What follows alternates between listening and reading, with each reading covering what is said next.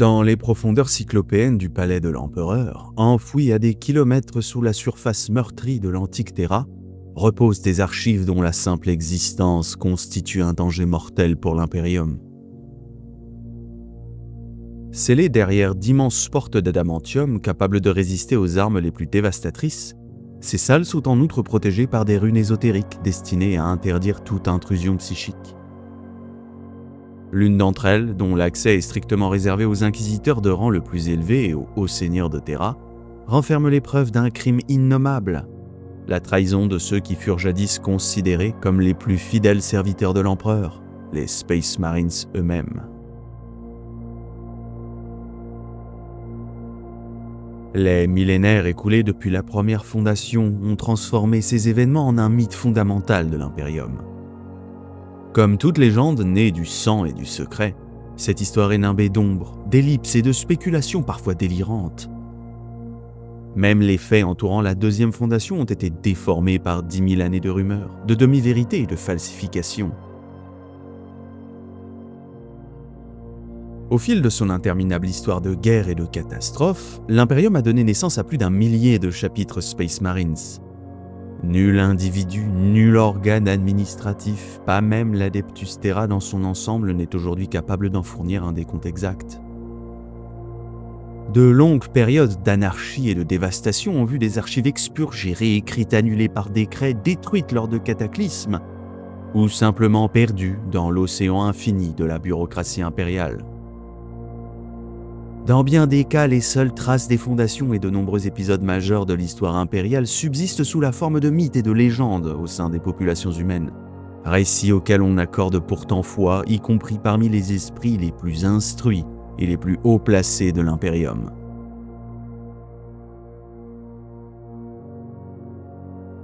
Ce que l'on sait avec certitude et que l'on ne confesse qu'en présence d'âmes dignes de confiance, c'est qu'il fut créé bien plus de chapitres Space Marines qu'il n'en subsiste aujourd'hui.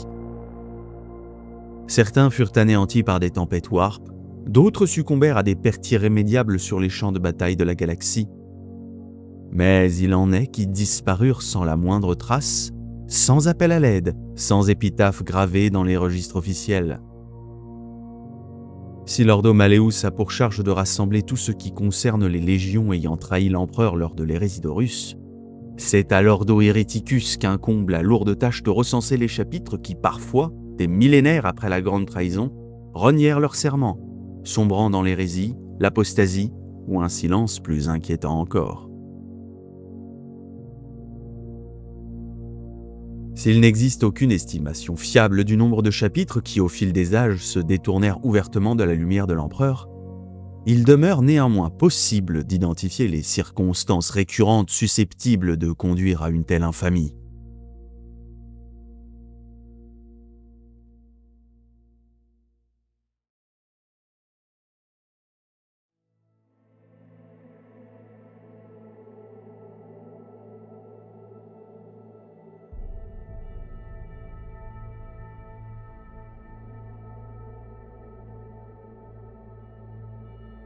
Chaque monde de l'Imperium abrite une civilisation singulière, façonnée par son environnement, son histoire et ses souffrances, et chacun de ces peuples vénère l'empereur selon des formes qui lui sont propres.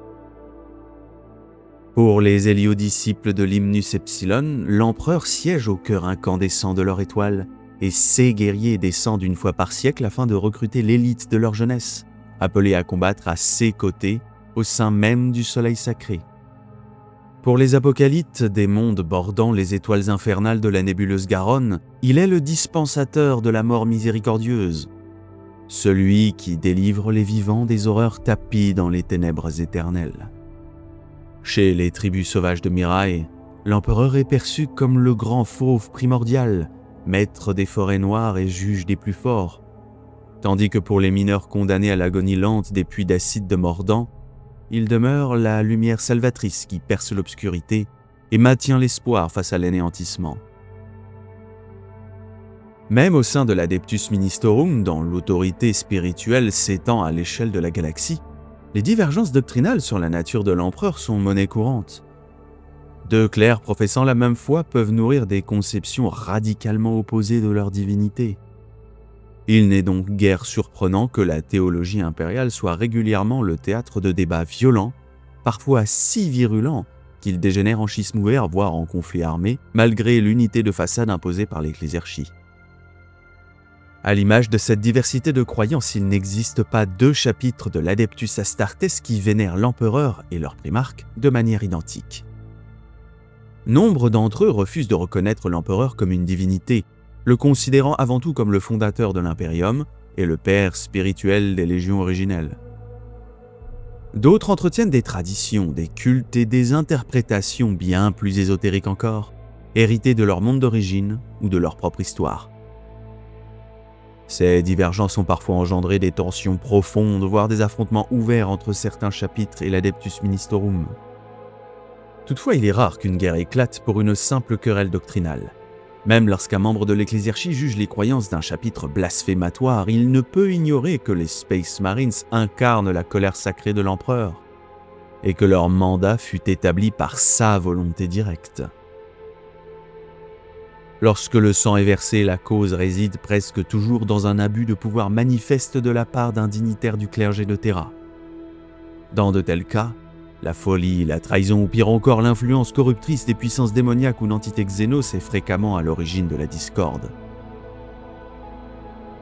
Il arrive également qu'un inquisiteur entreprenne une action armée contre un chapitre Space Marine.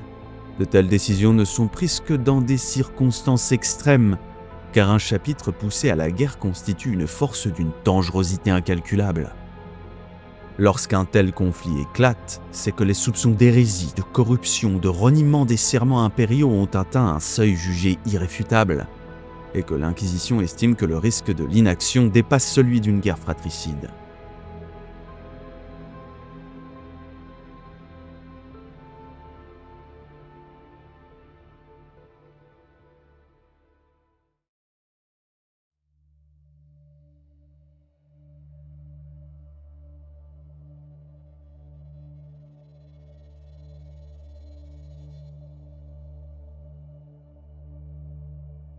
La trahison d'un chapitre Space Marine constitue un événement d'une gravité telle qu'elle attire presque inévitablement l'attention des hauts seigneurs de Terra.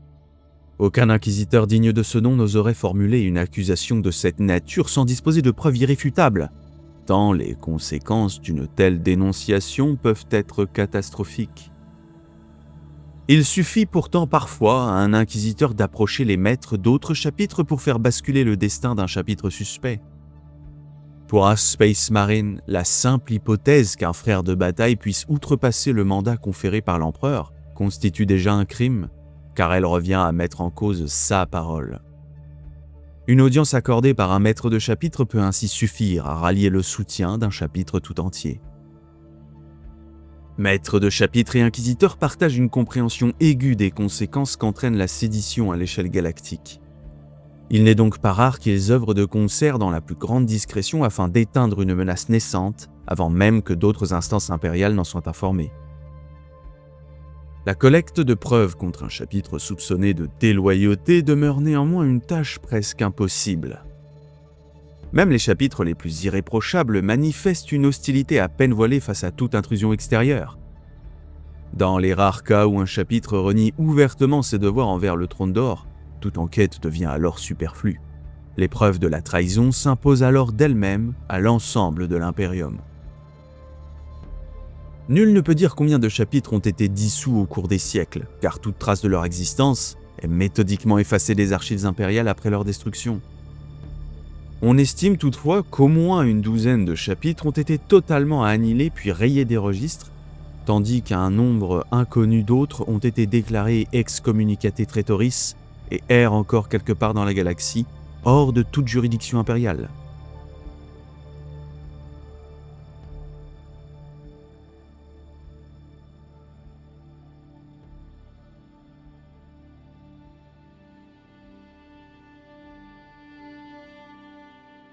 Le soulèvement de Badab mit en lumière une vérité dérangeante. La rébellion n'est pas un état binaire, mais une gradation. Aux côtés des Astral Claws, instigateurs du conflit, 3 autres chapitres, les Lamenters, les Executioners et les Mantis Warriors, se dressèrent contre les forces de l'Imperium. Leur faute ne relevait pas d'une hérésie manifeste, mais d'un orgueil mal maîtrisé et d'une loyauté mal placée qui les conduisirent à combattre durant près d'une décennie du mauvais côté de l'histoire. À l'issue du conflit, ces chapitres furent soumis à des investigations approfondies et aucune corruption démoniaque ni déviance hérétique ne fut mise en évidence. Leurs mondes d'origine furent néanmoins confisqués et attribués aux chapitres loyalistes qui les avaient vaincus, tandis que les coupables furent condamnés à entreprendre de longues croisades pénitentielles afin d'expier leurs fautes. De tels précédents rappellent que nombre de chapitres, pourtant renommés, ont un jour ou l'autre fait l'objet d'enquêtes inquisitoriales ou se sont retrouvés engagés dans des conflits internes à l'Imperium. Dans un empire aussi vaste et fragmenté, l'incompréhension, la rivalité et l'orgueil sont parfois inévitables. Le monde natal d'un chapitre renégat devient presque systématiquement la cible de la justice impériale lorsque les rebelles tentent d'y maintenir leur base d'opération. Le cas des Astral Claws, rebaptisés Red Corsair après leur sédition, en constitue l'exemple le plus emblématique. Le chapitre entreprit de transformer son monde d'origine ainsi que l'ensemble du système de Badab en une forteresse pratiquement imprenable. Chaque planète fut hérissée de stations orbitales lourdement armées et de silos de défense planétaire, tandis que leurs orbites hautes étaient saturées de champs de mines capables d'infliger des dommages catastrophiques à toute flotte d'invasion. Durant 11 années, les Astral Claws repoussèrent toutes les tentatives d'assaut, contraignant finalement les forces loyalistes à un siège prolongé de 3 années, mené dans l'espoir d'user et de déloger les Space Marines séditieux de leur bastion. Cependant, peu de chapitres renégats choisissent de défendre leur monde natal. La plupart préfèrent fuir vers des régions de l'espace où l'autorité impériale est faible ou inexistante. À l'instar des légions traîtresses qui trouvèrent refuge dans l'œil de la terreur après leur défaite sur Terra, nombre de chapitres tentèrent, au fil des siècles, d'échapper à la rétribution impériale en se retranchant aux marges de la galaxie. Une certitude demeure quant au sort des mondes abandonnés par leurs anciens maîtres. Ceux-ci paient presque toujours le prix de la trahison. Les inquisiteurs disposent de l'autorité nécessaire pour placer des populations entières en quarantaine, et toute personne soupçonnée d'avoir partagé, soutenu ou simplement toléré les croyances hérétiques de ces anciens seigneurs est exécutée publiquement. Il n'est pas rare que des planètes entières soient ainsi purgées ou décimées afin que l'infamie ne prenne jamais racine et que l'exemple serve d'avertissement à l'ensemble des mondes de l'Imperium.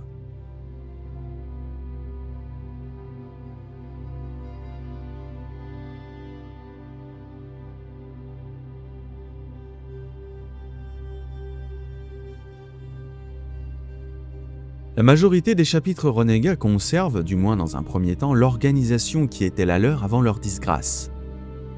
Une force récemment tombée en rébellion demeure en apparence identique à un chapitre loyaliste, à l'exception de certaines figures clés de son état-major. Les chapitres renégats sont ainsi presque toujours dépourvus de chapelains, ces gardiens de la foi impériale figurant généralement parmi les premières victimes des purges internes. Il arrive toutefois que la situation inverse se produise.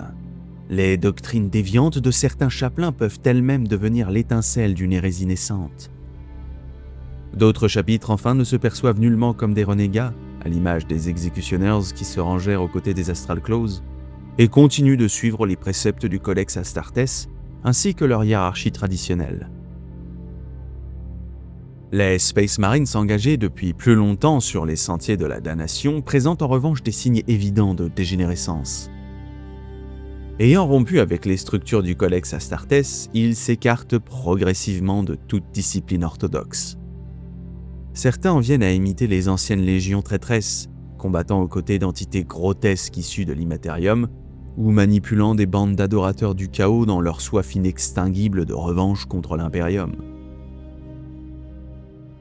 La plupart des renégats ont subi des pertes effroyables lors de leur rébellion initiale, au point de ne représenter parfois qu'une poignée de survivants ayant échappé à la répression impériale.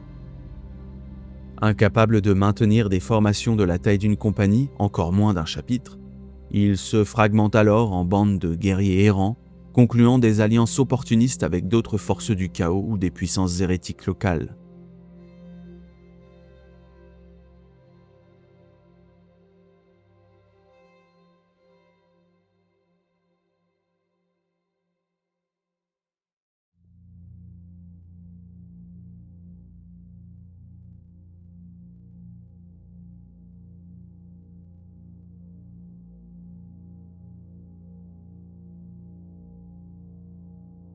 Les causes de la trahison d'un chapitre sont parfois à chercher au cœur même de son système de croyance. Chaque chapitre suit en effet ses propres dogmes, où chaque aspect de l'existence est régi par une combinaison du credo impérial, de traditions héritées de la Grande Croisade, de légendes propres au chapitre et de cultes indigènes issus de son monde de recrutement. Lorsqu'un chapitre recrute exclusivement au sein d'une culture donnée, il est presque inévitable que les rites et les valeurs de cette société imprègnent durablement ses doctrines. Ainsi, nombre de chapitres lèvent leurs aspirants parmi des populations barbares, des civilisations violentes et primitives qui fournissent des novices d'un potentiel martial exceptionnel, mais dont les traditions ancestrales se mêlent inexorablement à la foi impériale. Avec le temps, le système de croyance d'un chapitre peut évoluer de manière significative, l'isolationnisme pratiqué par nombre d'entre eux accentuant encore ces divergences. Si un simple sujet de l'impérium assistait au rite d'initiation ou au banquet de victoire d'un chapitre pourtant parfaitement loyal envers l'empereur, il hurlerait sans doute d'effroi devant ce qu'il prendrait pour une hérésie manifeste. Il faut également rappeler que ce qui est tenu pour une pratique parfaitement acceptable sur un monde impérial peut être jugé abject sur un autre, bien que ces deux interprétations puissent en théorie coexister au sein du culte de l'empereur Dieu de l'humanité. C'est pour cette raison qu'un inquisiteur ne condamnera les usages religieux d'un chapitre que lorsqu'ils atteignent un degré jugé excessif, malsain ou manifestement corrupteur. Les inquisiteurs de l'Ordo Hereticus ne sont toutefois pas dupes du voile dont nombre de chapitres recouvrent leurs croyances. À de multiples reprises, ils ont tenté d'enquêter sur ceux qu'ils soupçonnaient de transgression doctrinale. Bien souvent, la simple évocation d'une possible hérésie suffit à placer un chapitre sur la défensive et nombre de flottes d'investigation ont été accueillies par des salves de batterie orbitale avant même d'avoir pu transmettre leur demande officielle. La majorité considère ces incidents comme trop dangereux ou trop politiquement sensibles pour être consignés, mais certains dégénèrent en conflits ouverts, pouvant aller jusqu'à l'excommunication formelle d'un chapitre.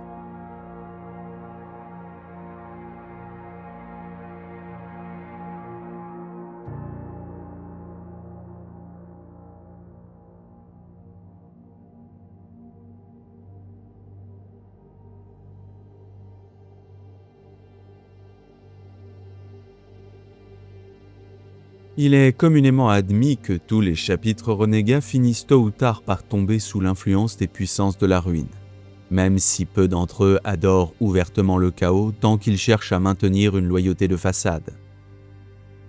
Certains érudits de l'Inquisition ont avancé l'hypothèse qu'une faiblesse endémique, qu'elle soit culturelle, spirituelle ou génétique, puisse prédisposer un chapitre à la damnation.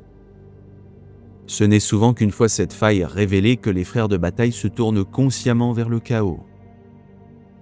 L'Inquisition sait cependant que mettre ces germes au jour revient parfois à accélérer leur croissance, et qu'en définitive, seule la destruction totale du chapitre incriminé peut mettre un terme définitif à son hérésie. La disgrâce d'un chapitre n'est cependant pas toujours d'origine religieuse. D'autres causes peuvent le conduire à entrer en conflit avec les institutions impériales. Il est arrivé que des individus profondément dangereux accèdent au commandement d'un chapitre, des hommes qui n'auraient peut-être jamais dû être recrutés, et encore moins investis d'une telle autorité. Ces seigneurs de guerre sont sujets aux mêmes failles que l'humanité tout entière, orgueil, vanité, colère ou mégalomanie. Au lieu d'être guidés par un maître animé uniquement par le service de l'empereur, de l'humanité et de l'Adeptus Astartes, les Space Marines se retrouvent alors soumis à la volonté d'un chef qui n'emploie son pouvoir qu'au service de ses propres ambitions. De tels individus ont provoqué d'innombrables schismes au cours de l'histoire impériale. Certains furent neutralisés par des frères plus vertueux avant que leur folie ne précipite leur chapitre dans l'abîme, et le récit de leurs méfaits demeure scellé dans les cryptes des forteresses monastères. Ceux qui entraînèrent leurs guerriers dans une guerre ouverte contre l'Imperium, en revanche, payèrent le prix ultime de leur déraison. Enfin, même la lutte victorieuse contre les forces du chaos n'est jamais sans conséquences. Les Space Marines qui affrontent ces horreurs en ressortent invariablement marqués par ce qu'ils ont vu.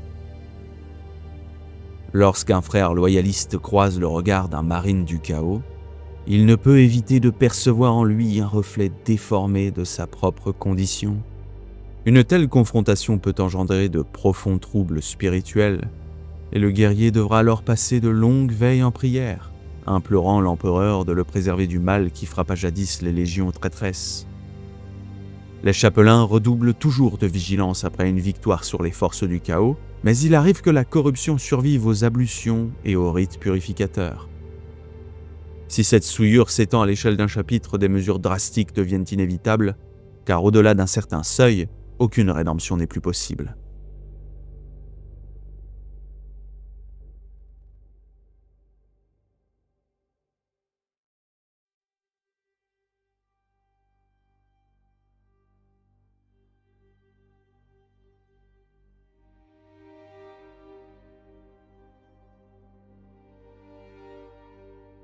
Chaque année, tout chapitre Space Marines est tenu de livrer une part déterminée de son stock d'implants génétiques à l'Adeptus Mechanicus, qui les conserve au nom des hauts seigneurs de Terra et, par leur autorité, au nom de l'empereur lui-même.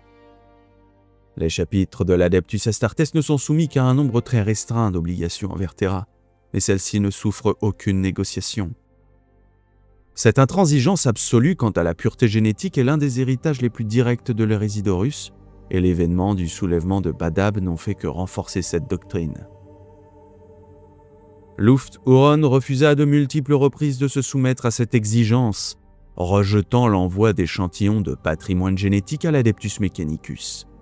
Une telle infraction à la loi impériale fut jugée d'une gravité extrême au point de justifier l'envoi d'une flotte d'enquête chargée de le contraindre à l'obéissance. L'attaque des Astral Claws contre cette flotte marqua le véritable début de la guerre de Badab et conforta aux yeux de nombreux dignitaires impériaux la nécessité des tests de pureté systématiques ainsi que la persécution de tout chapitre cherchant à s'y soustraire. Le patrimoine génétique d'un chapitre renégat peut néanmoins demeurer intact, en particulier lorsque la cause de la rébellion est avant tout doctrinale ou politique. En revanche, dès lors qu'une influence chaotique ou xénos intervient, la mutation devient un risque majeur, entraînant une dégradation progressive des gènes du chapitre. Il n'est alors pas rare de voir apparaître des altérations similaires à celles observées au sein des légions traîtresses, tant sur le plan physique que psychique et psychologique. Une intervention xénos peut également provoquer une corruption génétique profonde, comme ce fut le cas pour les subjugators lors de la campagne de la ceinture de Technetium. De telles contaminations engendrent des métamorphoses irréversibles, des mutations visibles ou d'autres changements plus subtils encore, mais tout aussi inquiétants dans leurs conséquences à long terme. Il arrive enfin que les procédés employés par l'Adeptus Mechanicus pour conserver, cultiver et recombiner le patrimoine génétique de l'Adeptus Astartes se révèlent imparfaits. Bien que les rites entourant la création d'un nouveau chapitre soient volontairement dissimulés sous des strates de mystère et de secret, il est établi que le patrimoine génétique d'une fondation ne provient pas toujours d'un unique donneur. Il peut s'agir d'un amalgame issu de plusieurs chapitres et malgré la rigueur des protocoles de pureté, l'interaction de ces éléments disparates peut produire des effets imprévisibles. De telles erreurs donnent parfois naissance à des mutations latentes ou à des tares mentales dont les conséquences peuvent se révéler désastreuses plusieurs siècles plus tard. L'exemple le plus frappant de ces événements est la 21e fondation, connue comme la Fondation Maudite. Quelles qu'en soient les causes, les serviteurs des hauts seigneurs de Terra demeurent constamment à l'affût du moindre signe de déviation génétique. L'Inquisition en particulier se tient prête à châtier sans pitié ceux qui s'en montreraient coupables. Cette vigilance obsessive a placé l'Ordo Hereticus en opposition ouverte avec de nombreux chapitres, y compris des forces aussi prestigieuses que les Blood Angels ou les Space Wolves, dont le patrimoine génétique est notoirement instable, pour le meilleur comme pour le pire. Jusqu'à présent, la gloire de leur histoire et leurs innombrables services rendus à l'Imperium les ont protégés d'une condamnation formelle. D'autres chapitres moins illustres et moins indispensables ne bénéficient toutefois d'aucune indulgence comparable.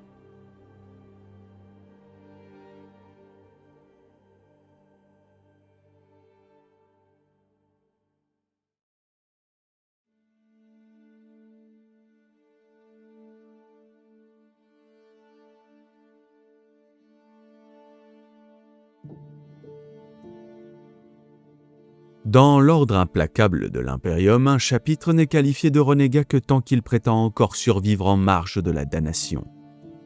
Il combat hors de la loi impériale, mais sans s'abandonner pleinement aux puissances de la ruine. Cet équilibre fragile entretenu par le déni, l'orgueil ou l'illusion d'une indépendance possible ne peut pourtant durer indéfiniment. Coupés de terra, privés de ravitaillement, d'alliés et de reconnaissance, les renégats sont condamnés à chercher ailleurs les moyens de leur survie. Car nul chapitre ne peut subsister éternellement sans ressources, sans recrutement, sans réparation de son armement et sans renouvellement de son patrimoine génétique. À mesure que l'étau se resserre, les choix se réduisent. Ce qui commence comme un compromis pragmatique devient une nécessité, puis une dépendance. Les pactes conclus pour survivre, les alliances temporaires, les faveurs acceptées sans dévotion finissent toujours par exiger un tribut, et ce tribut n'est jamais matériel. Ainsi, le renégat n'est pas encore un serviteur du chaos, mais il marche déjà sur le chemin qui y mène. Chaque concession, chaque renoncement, chaque victoire obtenue à un prix interdit l'éloigne un peu plus de ce qu'il était. Lorsqu'il cesse de combattre malgré ses puissances pour combattre grâce à elles, la frontière est d'ores et déjà franchie. À cet instant précis, le chapitre cesse d'être renégat pour devenir chaotique. Il n'existe pas de sanctuaire pour ceux qui ont rompu avec l'Imperium. La survie hors de sa lumière impose un choix cruel. L'extinction ou la corruption lente et définitive. Et l'histoire a démontré à maintes reprises que rares sont ceux qui acceptent de disparaître en silence. Les chapitres renégats ne sont donc pas des ennemis figés, mais des damnés en sursis, dont chaque bataille les rapproche inexorablement de la seule puissance encore disposée à les accueillir.